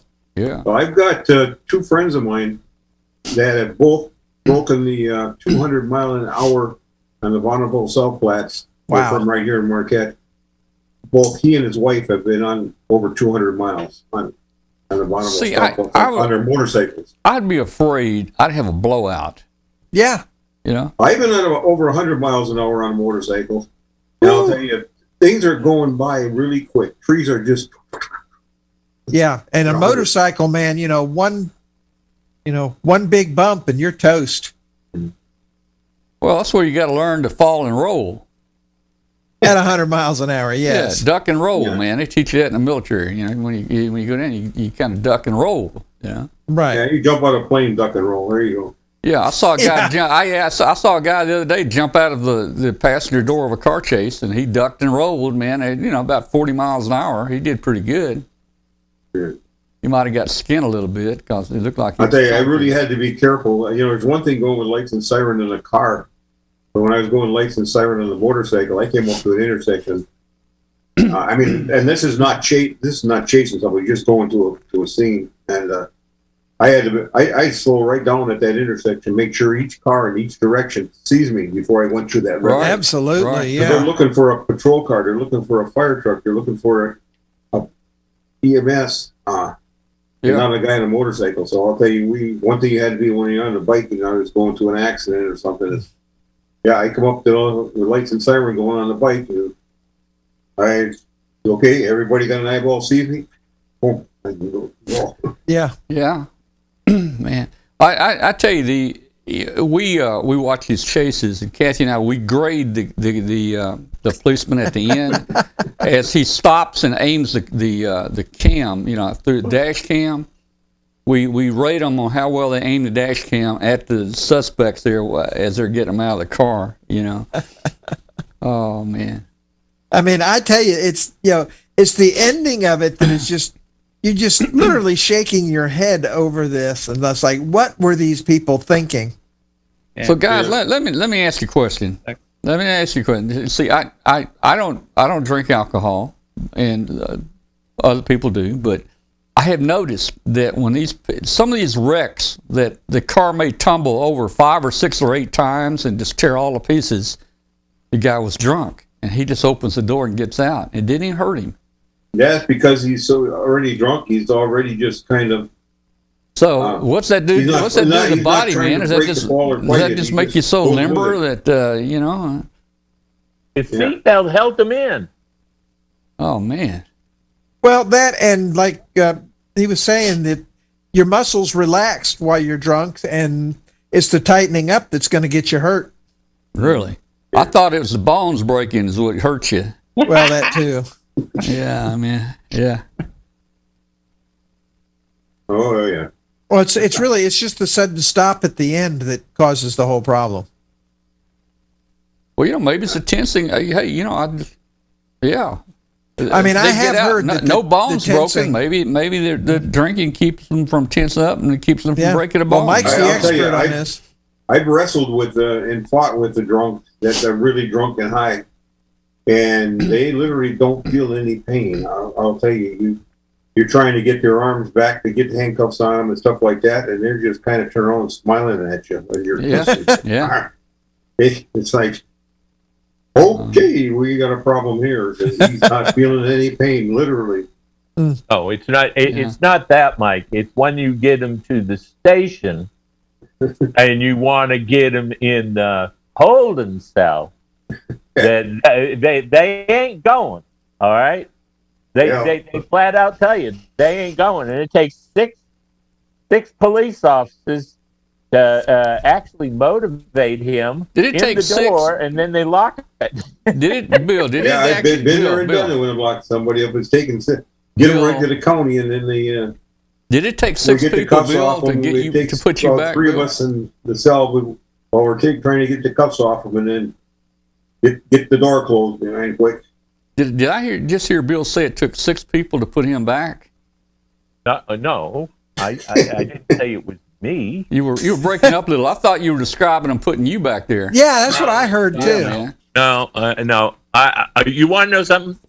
I've only been stopped for speeding once, Yeah. and I have never been in an altercation that I had to show myself in front of a police station or a court. Well, you need to move down here because the first week I lived. No, I'm fine up here. First week I lived in Mississippi, I got 2 speeding tickets in 1 week.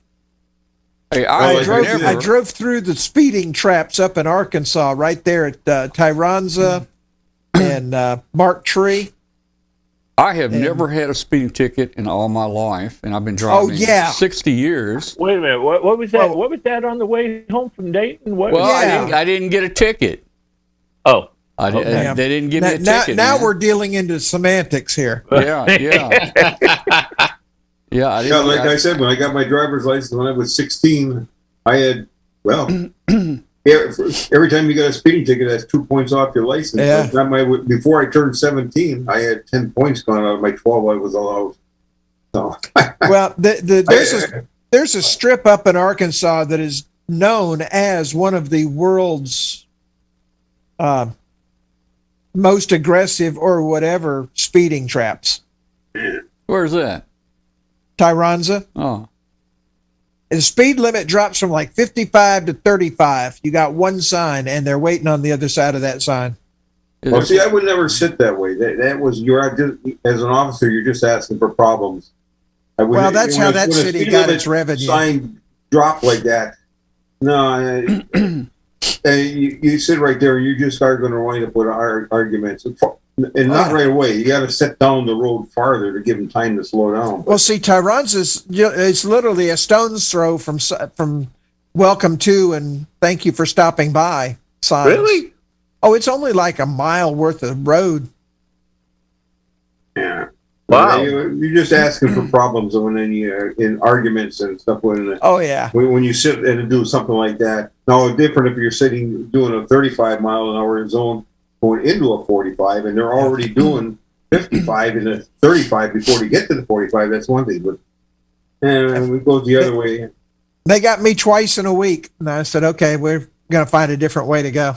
Yeah. I was amazed when I went, I think it was in Connecticut.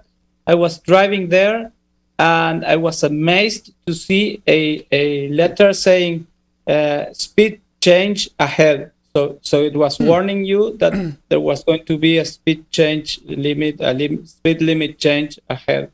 So That's that cool. was like incredible. I couldn't believe. Well, thank you for following the signs there, Charlie. Yeah, you're one of I the mean, few. it doesn't mean that I changed speed. Well, now the admission comes out. all right. See, I drove from my house to Syracuse, New York, and back on the Mass Pike, and I said to myself, well, I know there's enough money in the Easy Pass doohickey thing there and so I just kind of watched what the speed limit was, and I went 5 miles over, and that was it. Yeah, that's the other thing. Bill, you talk about the Easy Pass. When you go down to the Orlando Ham Fest in particular, you fly into the airport, then you're on the interstate and you just go wherever the GPS tells you. Now, when you rent the car, one of the things the agent tells you is, do you want to pay for the tolls in advance? And I'm just like, I ain't going to be on no toll road. And here I am, our flight's late. Tom was there. That was the year that the cheerleaders got our luggage and we had to wait for them to bring it back. And so we're running late. And here I am driving down this toll road, literally having to hand them a couple bucks every few miles. And a lot of the booths are automated. There was no attendant. And I had just enough free change to make it through to get off the toll road. Next time around, I'm buying the free pass. yeah. Well, we don't have any toll roads up here in Michigan's Upper Peninsula. The UP, there's no toll roads. So Well, what do you call the Mackinac Bridge there? You got to pay. well, I guess, yeah, you're right. That is. Yeah, they just had a walk over to Mackinac Bridge in Labor Day. 26,000 people walked over that bridge. Wow. Wow. That's the only time a pedestrian can be on that bridge is on Labor Day. And I've crossed that bridge 100 times and on that way, and I love to walk on it. But it starts at 6 in the morning, and you got 20-some thousand people walking there. You got an option of walking from one end to the other. It's 5 miles across that bridge, the world's largest bridge, and making sure you got something set up for a ride at the other end, or walk to the middle and turn around and go back the other way. On that way, but you're not going to see me out there with 20,000 people walking on that bridge. Now, I walked the Golden Gate Bridge out in San Francisco one year, And it's like you say, I got to the other side and it was like, okay, I'm tired. And then it's like, I've only got one choice here, and that's to walk back the other way to get to my car. Well, they've got that option. If you're a fast walker, you can walk the 5 miles to Mackinac City, say, and then turn around and walk the 5 miles back the other way. You got to be able to do it in a certain amount of time. They used to run buses. They used to have buses on the other lane running back and forth, but they stopped that a few years ago. No buses, no vehicles. You got to make your choice. You're going to walk to the middle and go back, or walk all the way to the other end. But either way, you got to have something set up. And I'm not interested at 6 o'clock in the morning if I have that many people to get there and walk across the bridge. So I'll never walk across it, but I do drive across it a lot. All right. So if anybody out there is listening, this show, they'll say it shows by ham radio or speeding. Well, Yeah, we're in the after the but you show started it, Tom. We're in the after the show, so that means we talk about anything. We used to talk a lot about, what did we used to talk about? Colonoscopy. Yeah, colonoscopies. We used Oh, to do yeah. that. But, Doc started dropping out of here. We can't talk with Doc anymore, so, I mean, Well, you can see it at anyway. night. Anyway, so whatever the subject comes up, we have fun talking about it. And, of course, Amateur Radio Roundtable is the first hour, and our second hour here is after the show. We got about 6 minutes until we sign off. If you're listening out there on shortwave, shoot us an email to tom@w5kub.com. And let us know where you are. I meant to mention this while the show was going on, but for anybody still around, this weekend is the QSO Today online expo. Basically, it's a virtual ham fest, and they've got a really nice online setup. And they're going to have 60 different seminars and forums over the course of the weekend. And of course, I'm doing 2 Arduino seminars. So they're covering everything in ham radio. So if you're interested, check out it's QSO Today Online Expo. Just Google that, and that'll get you to the expo. And Where are they doing it at? it's all online. I know, but didn't they do something like that during COVID? Somebody had a... Yes, he's continued it through COVID. Okay, because I remember logging in and you could go from one room to another. Yeah, and they Somebody really was selling enhanced something. You could I think what's his name? I forgot his called sell the hats and stuff. He was in there. Had a room. Yeah. Ron's And he- there. But it's really neat because he's enhanced the experience more and more with each new one that he does. And now they even have little areas that you can sit and have talks with your friends in virtual tables and stuff. Yeah. And it's really a lot of fun. I think the tickets are $10, and there's 60 different presentations, and they're all recorded so that you'll be able to go back for the next month and catch the ones you missed, so you don't worry about time conflicts and stuff. But it's a really cool thing. I enjoy doing them. Well, I see it's going on 11 o'clock here, so I'm going to have to call it a night. Thanks for stopping by. It's been fun. Man. Yeah. Glad you joined us. I got to make sure you don't forget about me way up north here. Amen. Yeah. Yeah. When it starts snowing, we'll remember you again. Yeah, Lake Superior hasn't started to freeze over yet. Not far away now, though, is it? Yeah. We're going to go straight from summer to winter this year, I think. Yeah. Y'all going to get snow this year? In was that, Mississippi or was that? Wisconsin? Well, where you going to be? Who are you asking the question, me or Mike? No, Mike is in northern Michigan. Okay, Yeah. You're in. Now, there's a difference of people that live in Michigan. Well, the there's people a UP and the downstate LPs, say- right? When the people live downstate and say they're going up north, they're only going up to Gaylord and Petoskey and stuff like that. That's going up north for them, to northern Michigan. You have to cross the Mackinac Bridge to get to the UP. Yeah. Well, hey, look at there. July in Massachusetts. No, that's Yeah. Monticello, Maine. I mean, Maine. In Maine. I'm sorry, Maine. Yeah, but that's so far up and so far in, you have to pipe in sunshine and feed them with a slingshot. Oh man. Never heard that one. Well, it's up there. Yeah, but yeah, they are predicting a much colder and wetter winter for us, so it could get interesting here. They're saying snow for Halloween. It For always, us? it always snows on Halloween. Not here. We've Maybe up had- there. We actually had snow flurries one year on Halloween, yeah. But that We was get nothing about between 250, 300 inches of snow in winter, so nothing to worry about. yeah. We get 3 flakes and they shut the roads down. Oh, wow. Mm-hmm. They can talk about 2 feet coming in. Nobody panics around here. Now up here 2 feet, and it's like, well, we'll see in about 6 months because we ain't going Yeah, nowhere. we'll see you in the spring. Pretty much. Yeah.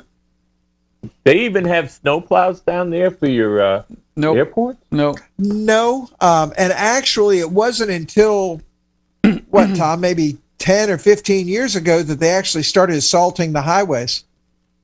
Really? Well, I Yeah. think FedEx may have a couple snowplows, but the airport does not.